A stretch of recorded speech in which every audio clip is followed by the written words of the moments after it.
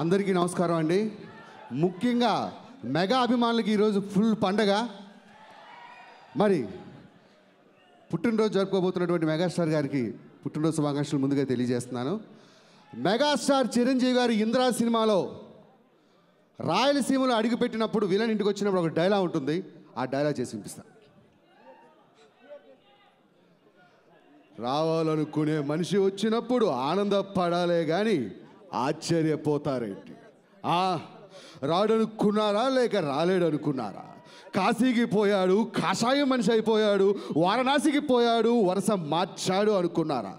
అదే రక్తం, అదే పౌరుషం ఇక్కడ ఈ సింహాసనం మీద కూర్చునే అర్హత అక్కడ ఆ ఇంద్రుడికి, ఇక్కడ ఈ ఇంద్ర సేనారెడ్డికి. Thank you. అలానే పవర్ స్టార్ పవన్ కళ్యాణ్ గారు అన్నయ్య గురించి చెప్తే ఎలా ఉంటుంది? చూడప్ప సిద్ధప్ప, నేను సింహులు అంటోండి, అన్నయ్య కూడా సింహులు అంటోడు.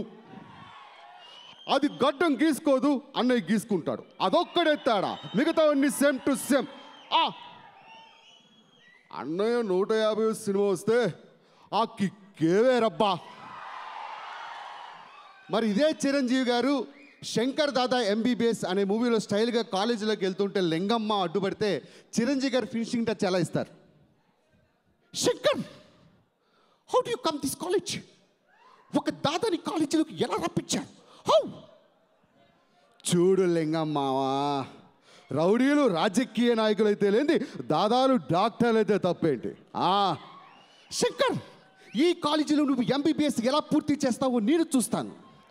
చూడు లింగమ్మావా, ఇదే కాలేజీలో ఎంబీబీఎస్ పూర్తి చేస్తా, నీ కూతురికి మొగుడినవుతా, నీకు రంకు మొగుడినవుతా. Thank you. ఇప్పుడు నేను వినిపిస్తా. చేయం ఎలా వస్తుందంటే, సార్ లోకల్ సార్, ఒక చిన్న మిమిక్రీ అవకాశం ఇస్తే చేస్తాను సార్.